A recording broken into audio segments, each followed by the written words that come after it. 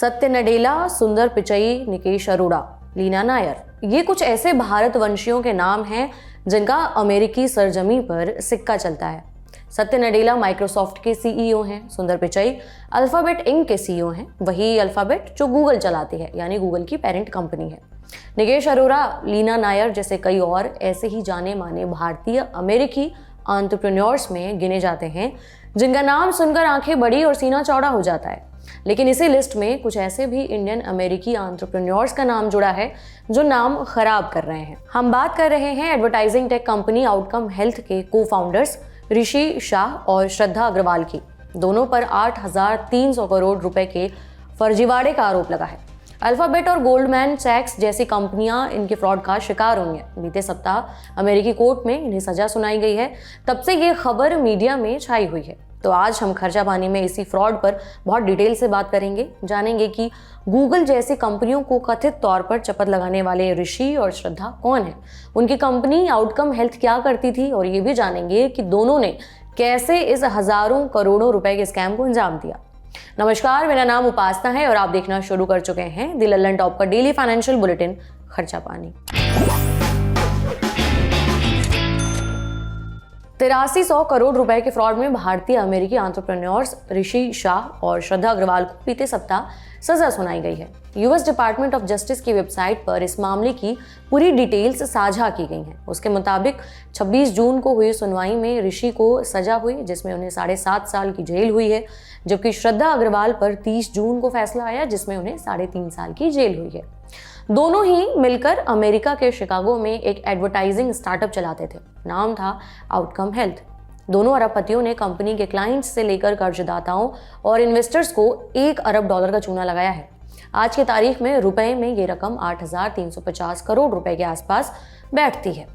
जानेंगे कि आखिर ये कंपनी क्या काम करती थी और इस फ्रॉड को कैसे अंजाम दिया जा रहा था। लेकिन उससे पहले जरा ऋषि शाह के बारे में जानते हैं। ऋषि 38 साल के हैं और एक टेक्नोलॉजी इन्वेस्टर होने के साथ साथ स्टार्टअप फाउंडर भी हैं। उन्होंने 2011 में जंप स्टार्ट वेंचर्स की शुरुआत की, जहां वो चेयरमैन और एमडी थे। ये company health technology, education technology और मीडिया स्पेस की कंपनियों में इन्वेस्ट करती थी। शाह की पैदाइश डॉक्टरों के खानदान में हुई। शाह ने 2005 Harvard's summer economics program attend किया, उसके बाद नॉर्थ वेस्टर्न यूनिवर्सिटी में दाखिला लिया। हालांकि कोर्स बीच में ही छोड़कर एंटरप्रेन्योरशिप की जर्नी शुरू कर दी और 2006 में आउटकम हेल्थ की शुरुआत की। उस समय इस कंपनी का नाम कॉन्टेक्स्ट मीडिया हेल्थ था। कंपनी डॉक्टर्स के ऑफिस में टीवी इंस्टॉल करती, स्क्रीन इंस्टॉल करती, जिनमें मरीजों को ऐड दिखाई जाते थे। जैसे आपको आए दिन अपने लिफ्ट में, अपनी सोसाइटी के लिफ्ट में या फिर सड़कों पर ऊपर चलते हुए बिलबोर्ड्स में ऐड दिखाई देते हैं, ठीक उसी तरीके से ये मरीजों को डॉक्टर्स के ऑफिसों में स्क्रीन पर ऐड दिखाती थी। शाह टेक्नोलॉजी स्टार्टअप के इंक्यूबेटर्स, नॉन प्रॉफिट ऑर्गेनाइजेशन और यूनिवर्सिटी को सलाह भी देते रहे हैं। Shah young president organisation YPO और हेल्थ केयर इनोवेटर और इंक्यूबेटर कम्युनिटी मैटर के बोर्ड ऑफ डायरेक्टर्स में भी शामिल हैं। ये तो ऋषि के बारे में बात हो गई। अब ये जानते हैं कि उनकी कंपनी आउटकम हेल्थ वो क्या करती थी। शाह आउटकम हेल्थ को पार्टनर श्रद्धा अग्रवाल के साथ मिलकर चला रहे थे। श्रद्धा कंपनी में फॉर्मर प्रेसिडेंट रह चुकी हैं। आउटकम हेल्थ एक एडवर्टाइजिंग टेक्नोलॉजी कंपनी थी जो डॉक्टर्स के ऑफिस में टीवी लगाती और उस टीवी पर ऐड के लिए जगह क्लाइंट्स को बेचती थी। उसकी कस्टमर या क्लाइंट जो कह लीजिए, ये आमतौर पर फार्मा कंपनियां ही होती थी। डॉक्टरों के पास आने वाले मरीजों को ये ऐड दिखते, इसी बात के कंपनी पैसे लेती थी और यही इसका बिजनेस मॉडल था। बिजनेस करना एक बात होती है और अपने बिजनेस से जुड़े आंकड़ों को बढ़ा चढ़ाकर कस्टमर्स को, क्लाइंट्स को बेचना दूसरी बात। आउट हेल्थ के को फाउंडर्स यही काम कर रहे थे। ये चालाकी उन्हें ले डूबी। Rishi Shah health care marketing field में इन्वेस्टर्स को बड़े बड़े वादे कर रहे थे। इन्वेस्टर्स उनकी बातों में आ भी गए और पैसे लगा दिए। 2010 आते आते टेक्नोलॉजी और हेल्थ केयर इन्वेस्टमेंट सेक्टर का वो जाना माना नाम बन गई। बिजनेस बहुत तेजी से बढ़ने लगा। नोवो नॉर्डिक्स, AS जैसी नामचीन कंपनियां क्लाइंट बनी। धीरे धीरे शाह शिकागो के कॉर्पोरेट घरानों में बड़ा नाम हो गए। लेकिन ये नाम कमाया जा रहा था झूठे आंकड़ों के बेसिस पर। कंपनी के बिजनेस से लेकर उसके फाइनेंशियल्स तक के आंकड़े झूठ बताए गए। अपनी कैपेसिटी से ज़्यादा एड स्पेस बेचने का दावा किया। आरोप है कि ऋषि और श्रद्धा वो एड स्पेस भी बेच रहे थे जो उनके थे ही नहीं। जो उनके अपने एड स्पेस या स्क्रीन थे वहां पर भी वो टारगेट पूरा नहीं कर पा रहे थे जिसका वादा उन्होंने अपने कस्टमर्स को किया था। क्योंकि आउटकम हेल्थ एड स्पेस बेचती थी, बतौर एड कंपनी आप कितने सक्सेसफुल हैं ये कुछ आंकड़ों पर निर्भर करता है, जैसे उन एड्स के साथ कितने लोगों ने इंगेज किया या उस पर क्लिक किया। नेटवर्क साइज और एड रीच को लेकर भी अपने क्लाइंट्स को गलत जानकारी दी जा रही थी। वादा पूरा हो या फिर ना हो, बिलिंग में कंपनी ने कोई कोताही नहीं बरती। टारगेट पूरा हो या ना हो, महीना पूरा होते ही क्लाइंट्स को बिल भेज देती, वो भी पूरा का पूरा। रिपोर्ट के मुताबिक ही कंपनी ने करीबन $45 मिलियन के बराबर का एक्स्ट्रा बिल फाड़ा। एक्स्ट्रा बिल का मतलब जो काम उसने किया ही नहीं उसके पैसे भी वापस वसूल लिए। फर्जी आंकड़ों के दम पर निवेशकों को यकीन दिलवाया गया कि कंपनी का रेवेन्यू ग्रोथ बहुत जबरदस्त है। अमेरिकी जस्टिस डिपार्टमेंट की वेबसाइट पर लिखा गया, शाह और अग्रवाल के अलावा इस फ्रॉड में कंपनी के CFO ब्रैड पर्डी और कुछ अन्य एम्प्लॉयज भी शामिल थे। इन लोगों ने खुद तो झूठ बोला, दूसरों से भी बुलवाया। जो क्लाइंट्स थे उन्हें टारगेट से कम डिलीवर किया, दूसरे क्लाइंट्स से इस बात को छिपाया भी गया। कंपनी क्लाइंट्स को तो बेवकूफ बना ही रही थी, इन्वेस्टर्स और लेंडर्स यानी कर्ज देने वालों की आंखों में भी धूल झोंक रही थी। टारगेट से कम डिलीवरी हो रही है, इसे छिपाने के लिए 2015 और 2016 में रेवेन्यू आंकड़ों में भी झोल किया गया। ऑडिटर ने जो कंपनी की वित्तीय स्थिति यानी फाइनेंशियल्स पर साइन करता है, उसने भी इनके आंकड़ों पर साइन कर दिया। ऑडिटर ने साइन कर दिया मतलब कि आंकड़े वेरीफाई हो गए कि भाई कंपनी की इतनी कमाई हुई है। अब आउट हेल्थ ने इन झूठे फाइनेंशियल्स के आधार पर अप्रैल 2016 में $110 मिलियन रुपए में कन्वर्ट करने के बाद 918 करोड़ 29,65,000 रुपए की फंडिंग उठाई। अप्रैल 2016 में $375 मिलियन रुपए में कन्वर्ट करें तो 3130 करोड़ 55,62,000 रुपए की फंडिंग जुटाई। और फिर से 2017 की शुरुआत में $487 मिलियन की फंडिंग उठाई। रुपए में कन्वर्ट करने के बाद ये रकम 4070 करोड़ 14,96,000 के आसपास बैठती है। ये जो 2017 वाली फंडिंग थी, इस राउंड में पैसा लगाने वाले इन्वेस्टर्स में गूगल की पेरेंट कंपनी अल्फाबेट, गोल्डमैन सैक्स, इलिनॉइस के गवर्नर JB प्रिट्जगर की वेंचर कैपिटल फर्म जैसी नामचीन इन्वेस्टर्स शामिल थे। कस्टमर से झूठ बोला, निवेशकों, क्लाइंट्स और लेंडर्स को गलत सपने बेचे, मगर इतने फ्रॉड के बाद भी ऋषि शाह के कॉन्फिडेंस में कोई कमी नहीं आई। झूठ बोलकर उठाए गए पैसों से कंपनी के बिजनेस में लगाते, उसे बढ़ाने में लगाते तो भी एक पल को समझ में आता, लेकिन इन पैसों से दोनों ने अपनी खुद की जेब भरी। फंडिंग वाले पैसों को डिविडेंड बनाकर बांट दिया गया, जिसमें से सबसे ज्यादा पैसे खुद इन दोनों को फाउंडर्स के खाते में गए। 2016 में जो $110 मिलियन यानी 918 करोड़ रुपए से ज्यादा की फंडिंग उठाई गई, उसमें से $30 मिलियन करीबन 252 करोड़ 13 लाख रुपए शाह ने और $7.5 मिलियन यानी करीबन 62 करोड़ 61 लाख रुपए से ज्यादा अग्रवाल यानी श्रद्धा अग्रवाल ने डिविडेंड के नाम पर अपने पास रख लिए। 2017 में जो फंडिंग मिली उससे $225 मिलियन रुपए में 1878 करोड़ 50 लाख से ज्यादा का डिविडेंड फिर से शाह और अग्रवाल ने अपने खाते में भेज लिया। ब्लूमबर्ग की रिपोर्ट के मुताबिक शाह ने इन पैसों का इस्तेमाल करके अपने लिए ऐशो आराम की जिंदगी बना रखी थी। महंगे महंगे ट्रिप्स पर जा रहे थे, प्राइवेट जेट, यार्ड खरीद रहे थे, $1 करोड़ का घर ले रखा था। रुपए में इसकी वैल्यू 83 करोड़ 54 लाख रुपए के आसपास बैठती है। 2016 आते आते शाह की नेटवर्थ $4 अरब पहुंच गई, रुपए में 333,089 लाख करोड़ रुपए से कहीं ज्यादा।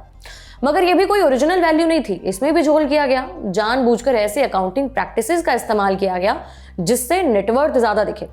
लेकिन कहते हैं ना, कितनी भी कोशिश कर ली, झूठ की बुनियाद पर बनी बिल्डिंग देर से ही मगर गिरती जरूर है। और ऐसा ही हुआ आउट वेल्थ कंपनी के साथ। वो साल था 2017। एक अमेरिकी जर्नल ने कंपनी के अंदर चल रहे गड़बड़ झाले को एक्सपोज करते हुए एक रिपोर्ट लिखी। खबर बाहर आई तो निवेशक हरकत में आए। कुछ ही समय बाद गोल्डमैन सैक्स, अल्फाबेट इंक और गवर्नर प्रिट्जगर फर्म ने आउटकम हेल्थ के खिलाफ फर्जीवाड़े का केस किया। कहा कि हमसे 2017 में जो $487 मिलियन की फंडिंग ली गई है उसमें झोल हुआ है, उस पैसे का गलत इस्तेमाल हुआ है। इस केस पर अप्रैल 2023 में सुनवाई हुई तो कोर्ट ने शाह, अग्रवाल और उनके CFO को दोषी करार दिया। शाह पर 5 mail fraud, 10 wire fraud, 2 bank fraud और 2 मनी लॉन्ड्रिंग के आरोप लगे, जबकि श्रद्धा पर 5 मेल फ्रॉड, 8 वायर फ्रॉड और 2 बैंक फ्रॉड के आरोप लगे हैं। 3 और पूर्व एम्प्लॉय भी इस मामले में आरोपी करार दिए जा चुके हैं। शाह के लिए 15 साल और बाकी साजिशकर्ताओं को 10 साल जेल की मांग की गई थी। हालांकि जज ने शाह को 7.5 साल की जेल की सजा सुनाई। अग्रवाल को 3 और पर्डी को 2 साल 3 महीने की सजा सुनाई गई है। इस मामले में सजा सुनाते हुए जस्टिस डिपार्टमेंट में principal deputy assistant attorney general Nicole ने कहा, इस केस में हुई सजा से लोगों को समझ जाना चाहिए कि faking it until you make it वाली प्रैक्टिस किसी भी कारण से बिजनेसेस को नहीं अपनानी चाहिए, चाहे वो कोई टेक्नोलॉजी स्टार्टअप हो या फिर जमी जमाई पुरानी company. Faking it until you make it का मतलब समझाते हैं। कई बार कंपनियां फंडिंग उठाने के लिए इन्वेस्टर्स के सामने अपने आंकड़ों को बढ़ा चढ़ाकर पेश करती हैं। इसके पीछे दलील दी जाती है कि स्टार्टअप्स के लिए सफ़र बहुत मुश्किल होता है, फंडिंग के लिए या नए कस्टमर्स हासिल करने के लिए कई बार आपको गलत आंकड़े देने पड़ते हैं। दलीलें दी जाती हैं कि हमें अपने बिजनेस प्लान पर भरोसा है, शॉर्ट टर्म में थोड़ा बहुत गलत करके अगर आगे अच्छा रिटर्न मिल रहा है, अच्छा बिजनेस फैल रहा है, इसमें कोई गुरेज नहीं होनी चाहिए। लेकिन ये पूरी तरीके से गलत है। फैसला सुनाने वाले जज ने भी ऐसा ही कुछ कहा कि साफ और सीधी बात है, कस्टमर बेस बढ़ाने और फाइनेंसिंग के लिए रेवेन्यू को बढ़ा चढ़ाकर दिखाना साफ साफ एक फ्रॉड है। अब बात बाहर आई तो बहुत किरकिरी हुई। शाह की तबीयत इस समय खराब चल रही है। दोषी साबित होने के बाद उन्होंने अपनी गलतियों के लिए माफी मांगी। उन्होंने कहा कि मैं मानता हूं कि मुझसे आउटकम हेल्थ के एक्सपेंशन प्लान को मैनेज करने में गलती हुई है। मैं मानता हूं कि मैंने एक ऐसे कॉर्पोरेट कल्चर को बढ़ावा दिया जहां गलत कारोबारी आदतों का इस्तेमाल बेखौफ होकर किया जा रहा था। उन्होंने माना कि मैं जानता हूं कि मेरे बनाए हुए कल्चर से लोगों के मन में ये बात बैठ गई कि क्लाइंट के सवाल के जवाब में आप आंकड़ों को गलत दिखाकर पेश कर भी दे रहे हैं, तो इसमें कोई खराबी नहीं है। मैं कामकाज के इन गलत तरीकों को बढ़ावा देने के लिए शर्मिंदा हूं, जिनकी वजह से कंपनी की आज ये हालत हुई है। बहरहाल माफी तो उन्होंने मांग ली, मगर सजा उन्हें भुगतनी पड़ेगी। 15 साल जेल की मांग की गई थी, लेकिन 7.5 साल की सजा मिली। सजा कम मिली, ये उनके लिए राहत की बात हो सकती है, मगर शॉर्ट टर्म में। मगर जब ऋषि कल को ये सजा काट कर बाहर निकलेंगे तो उन्हें समझ में आएगा कि उन्होंने क्या गंवाया है। हेल्थ केयर इंडस्ट्री में उनका बड़ा नाम था, लोग भरोसा करते थे, जो टूट गया है। इस भरोसे को कमाने में उन्हें बहुत पापड़ बेलने पड़ेंगे। ये भी हो सकता है कि दोबारा शायद ही वो भरोसा कायम हो पाए।